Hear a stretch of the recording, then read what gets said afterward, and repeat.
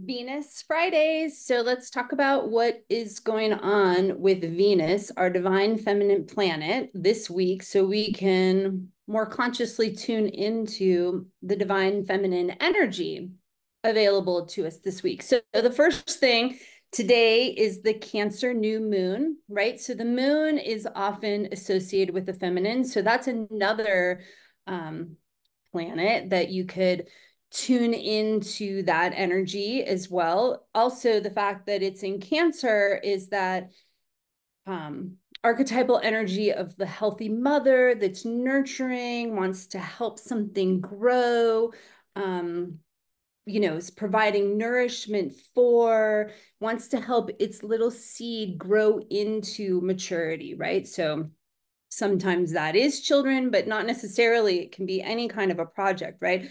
So having this new moon in Cancer, it's the start of the moon cycle, right? The monthly moon cycle. And so it's that time of the dark moon when the moon and the sun are right together. And we want to set our intention for the month, right? So what do we want to focus on for this month? And it can be with Cancer type themes, right? Maybe it's, taking better care of ourselves or nurturing something about ourselves or taking care of a relationship that we have or our job or something like that, right? Like providing that kind of energy. Or it can be something totally different, right? It doesn't necessarily have to have those Cancer themes to it, but that's the energy available of the sun and the moon meeting, right? So I'm going to show that here in Stellarium so we can just see the visual of it. And we're going to kind of go back and forth.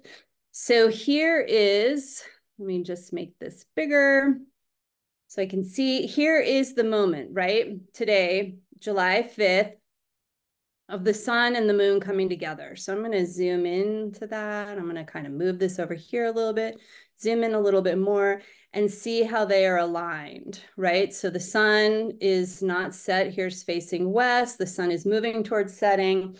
The sun is up and they are aligned with each other here in Cancer in the twins constellation, right? Because again, constellations are different than tropical astrology that's focused on the seasons, right? And the seasonal changes. And that's where the signs come from. So just to kind of be aware, I'm just going to turn the sun on, right? So that's the place we don't see the moon, right? But we turn the sun off and here's the ground, just, kind of orienting us to what we're looking at. I'll turn the ground back off, but here's that alignment. And they're not right at the nodes. That's why it's not an eclipse, right? So the moon is above the sun here from my view in Colorado, right? Northern hemisphere view. So sun and moon coming together in Cancer, the start of the new moon cycle. It's that dark of the moon time when we want to be just taking a moment in that stillness that it provides of the sun, the light, spirit coming together with the moon, soul, that type of energy of where they're intersecting and what do we want to focus on for this 1 month. And I really like to encourage everyone to set an intention that's like really a doable, measurable thing, right? So if like Cancer's about unconditional love, then a really broad kind of hard to measure intention would be like, I'm going to focus on more unconditional love for myself this month. Well, what does that mean? And what does that look like? And how do you know that you've accomplished that over the month, right? But maybe something that's more measurable is like, I am going to eat healthy during the work week or something, right? And then do whatever I want on the weekend. That provides more love towards myself. I'm taking care of my body. I'm nourishing myself, nurturing my body, taking care of myself. That's a measurable thing that I can go, oh, okay, this is something like action that I can actually take that supports my larger intention of unconditionally loving myself more, right? Okay, so anyways, here we are, the new moon. It's the perfect time to just set that intention of something like you can handle. If eating healthy 5 days a week is like, oh my gosh, that's too much. Maybe it's like 1 day a week, right? 1 day a week, I'm going to focus on eating healthy, right? Like something that's doable and not like a huge stressor to make happen, but that moves us the needle a little bit in the direction of where we want to be headed. Okay, so that's today. And then tomorrow, the moon meets with Venus, right? Still in the underworld. We can't see Venus yet, but she's about to come out of the underworld and into the evening sky. And we're going to talk about that in a second. But it's this powerful time when the moon meets with Venus, right? On the heels of the new moon. So a lot of highlighting energy around Cancer, the divine feminine, being present. How do we take care of ourselves? How do we let ourselves rest? Like, what is the divine feminine, right? It's that aspect that isn't constantly doing, honors our intuition, honors our ability to take care of ourselves. So there's a lot of powerful energy here around this new moon and then into Saturday when the moon meets with Venus. And then Venus right after that moves into Leo, right? So sorry, the moon, I wrote my notes wrong. I was like, wait, that's not right. The moon moves into Leo. So shifting that energy. And that's another great way to tune into the divine feminine. Is pay attention to what sign the moon is in and just notice, like, what do you feel? What's happening with your energy? What's going on? So that you can keep kind of anchoring and connecting yourself into those greater cycles of the moon, Venus, the sun, the seasons, the earth, the sky, all of that. Then the moon meets with Mercury on Sunday. So highlighting that mental activated component for us, right? Our consciousness, thinking world. So from the sun, spirit, to Venus, the feminine, to the mind and our thoughts and understandings. And then on Monday, Venus sextiles Uranus. So Venus has got a lot going on this week. Sextiles Uranus, so comes into this flowing relationship around change and greater awareness and consciousness. So it's kind of right on the heels of that moon meeting with Mercury, highlighting the mind, the consciousness. Now, Venus does that in a much broader, universal way with Uranus. So it could be a day to tune into like epiphanies, downloads, things that you get around your feminine expression, right? Again, that place of yin, being present, the stillness, beingness, right? Rather than all of this activity. So it's like, might be on Monday that you're like, whoa, I have an aha of how I'm like running around doing this thing I don't really need to be doing, like that kind of a thing, as a for instance. Then on Tuesday, the moon moves into Virgo. So it moves into a much more kind of cerebral, earth-based sign, right? So Virgo is that sign that's just paying attention to what is going on the earth and in the world and with the animals, to anchor us into the spiritual, right? Her sacred work. So what are you feeling and noticing while the moon is in Leo? And then when the moon moves into Virgo, does that change? Does it feel the same? What do you notice within your internal body and being? And then on Wednesday is a big deal for the Venus cycle, right? So Venus becomes 10 degrees away from the sun on Wednesday. And at Venus Alchemy, where I teach with Kaylin K. Castell, we pick a 10-degree orb. That's a 10-degree difference of when Venus is potentially visible. This is a moving target based on the signs and all kinds of factors in your horizon line. But I've seen Venus when she's less than 10 degrees from the sun. And then where I live, because I have a really high mountain horizon line, it's probably going to still be a while after Wednesday when I'll be able to see Venus in the evening sky. But starting Wednesday is a good time to start checking it out after the sun sets. Can you see Venus? She's about to become visible, and that will be different for each of us based on our location and based on our horizon line. So I'm going to share my screen again, and we are going to look at this. Once we're going to look at this where it's happening. Actually, sorry, I'm going to do a different share.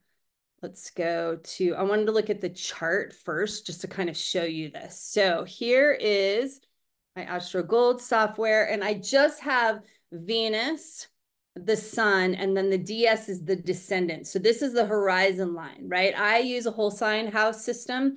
So it puts all of a sign in each house, where you may use like Porphyry or Placidus, and it puts the horizon line on this horizontal line.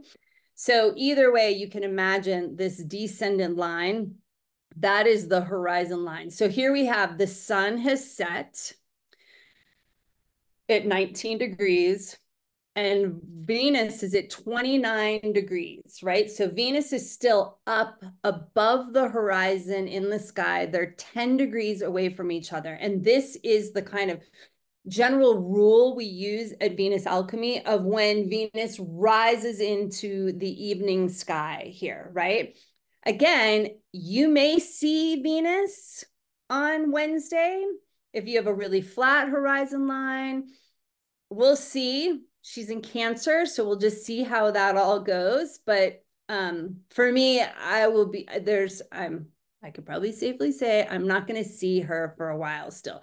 So now let's look in the sky and just see what this is, right? So the reason why we're talking about this is because like Venus has been in the underworld, right? Traveling with the sun. We haven't been able to see her for months. And now all of a sudden she is going to be shining and we are going to see her in the evening sky for months, right? And we're going to start the ascent back through the chakra gates, moving up each month, following the oldest myth we have written down, right? The oldest writing we have about the Queen Inanna that is really about Venus. So let's advance this here to the 10th.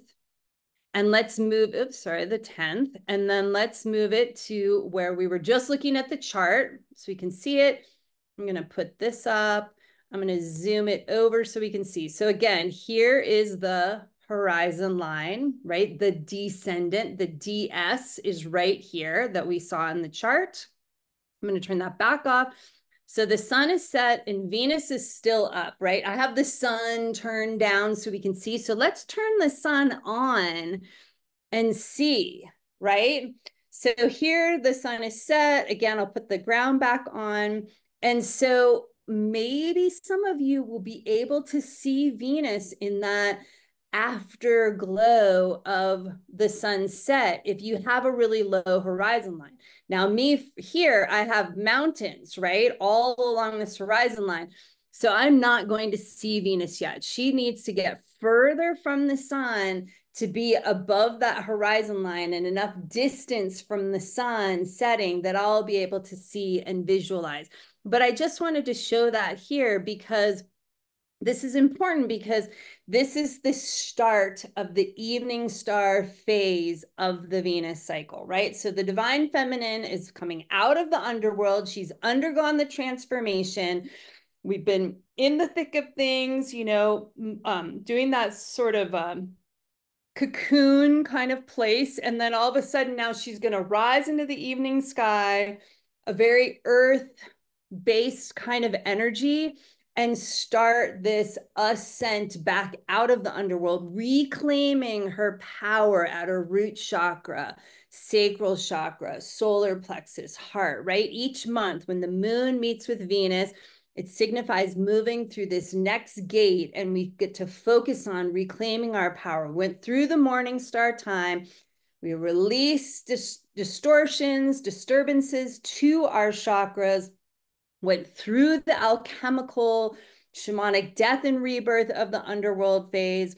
And now we're moving into this new phase of the Venus cycle where we get to reclaim our power. So this is a really powerful time and transition in the divine feminine. So it's like kind of bringing to a close this underworld time and then slowly transitioning into like coming out of the cocoon as the butterfly and moving back into visibility and reclaiming our internal power. And it's this beautiful cycle, like the moon cycle happens every month. The Venus cycle happens every 19 months, but it's this time to over and over cyclical. That's the feminine energy as well.